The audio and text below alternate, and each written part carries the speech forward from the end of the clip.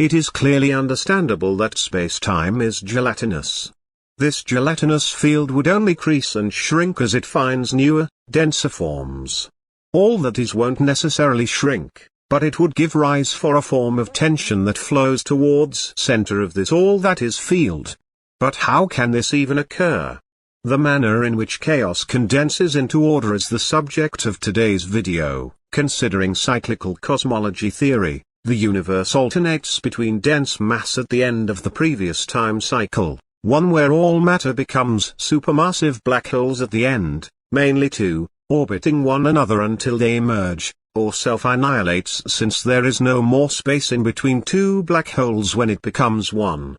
If the two black holes were all that was left of the previous time cycle, upon elimination, distinctions are no longer physically sustained as all mass has formed one flow. This, I believe, would rid the gelatinous medium of its creases and tension, releasing all tension back to some pre-time gelatinous form, which would be some form of explosion as it all releases tension. At this point, the original ether recovers its natural properties, without extra tension. It is these conditions where energy and vibrations are basically all one and the same in this pre-time form.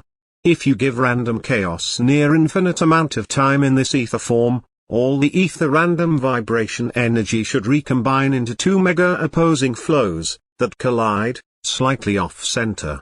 This slight off-center becomes the de facto Planck length, Planck time of their soon-to-emerge new space-time universe. As the pre-time collision begins, the two mega-opposing flows will compress the natural tension possible, before the collision began. This creates a finite event where order emerges in the form of synchronized motion conglomerate bits, self-sustained in a 3D Conway's game of life fashion, to alleviate the pressure from the collision event. How, you might be wondering? Each warp-wobble conglomerate might be organized vibrations that may run along a virtual 1D filament.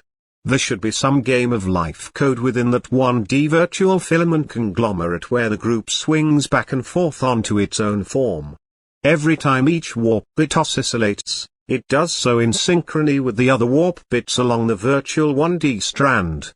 Considering we covered a possible method for Higgs bosons to emerge, the collision continuously spawns Higgs particles into existence.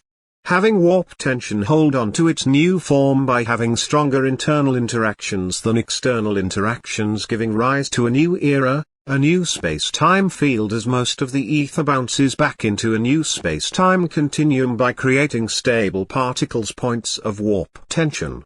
Considering all this, couldn't we be able to explain other phenomena such as a torus with a strand of multiple 1D strand particles that also line up to give the impression of space-time energy, powered by warp at the Planck scale? What do you think? Could warp tension hold on to itself to give rise to the illusion of particles? Comment below. And as always, subscribe to show signs of intelligent life on Earth.